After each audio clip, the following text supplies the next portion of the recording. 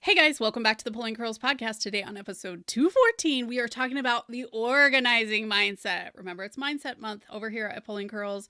Let's untangle it. Hi, I'm Hillary, a serial overcomplicator. I'm also a nurse, mom to 3, and the curly head behind Pulling Curls and the Pregnancy Nurse. This podcast aims to help us stop overcomplicating things and remember how much easier it is to keep things simple. Let's smooth out those snarls with Pregnancy and Parenting Untangled, the Pulling Curls podcast.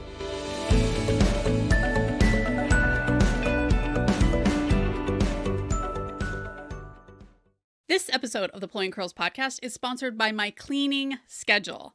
Now, the cleaning schedule works for me. It doesn't work for everybody, but hopefully if you download it, it'll give some ideas of how to make a schedule to make your home kind of run on its own and you don't have to think about it. You just do the things that are on your checklist. So grab my cleaning schedule. Come find it in the show notes. Okay, we've talked about mindset, and here we are talking about the organizing mindset. And I think this one is also very important because organizing can be really overwhelming if you set the wrong expectations. So my first tip is to feel like you have plenty of time. You guys know that I love my timers, but I'll go into organizing and I'm like, I've got 10 minutes to do this job. And that isn't doing me any favors. Maybe I've got 10 minutes to clean out the area because that isn't a very fun thing and you can linger on it. It's not fun in any form, and taking time to do it often doesn't do you any favors other than making you feel more overwhelmed. So I would encourage you going into organizing thinking I have plenty of time to do this. We're going to talk more about this, but I have time to check out the systems that are going to work. I don't need to feel rushed.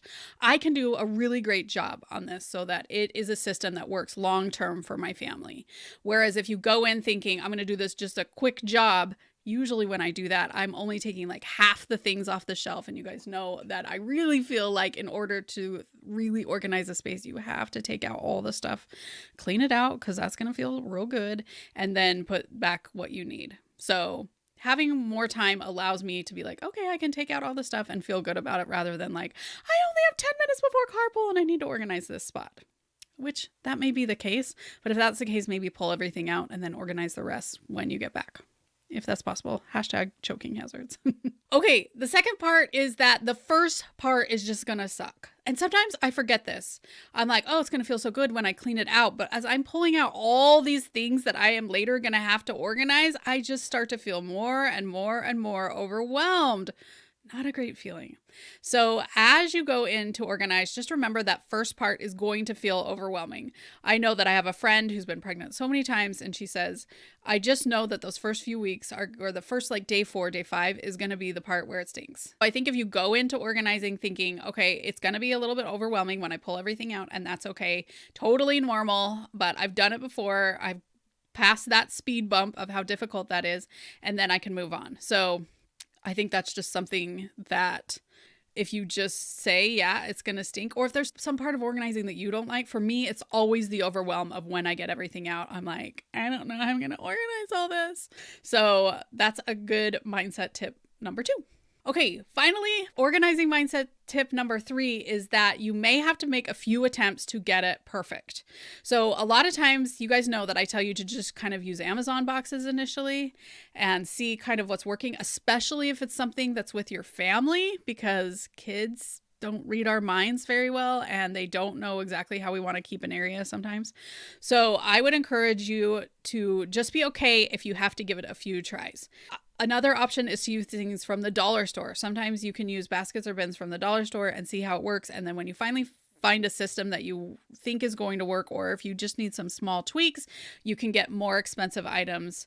Check out my podcast on the places where I get supplies, but you can get more expensive items that you really like the look of to achieve what you completely want in that area. So don't go into organizing, say, this is going to the end all be all of my system, and then get super annoyed when it doesn't work in a few months or a few years. I mean, I'm always like, oh, I just created that system and I feel like I need to fix it. But then when I really think about it, it's been 6 years since I created that system. So I need to get it together. But being aware that you may have to change things, and that's okay. It's not wasted time. You're just trying some things. They didn't work out. That's good information. And now you can try something else, is a great mindset tip for organizing your house. Those are my best tips for the organizing mindset. Stay tuned. Next week, we are talking about the postpartum mindset. So you're going to really want to listen to that episode as well.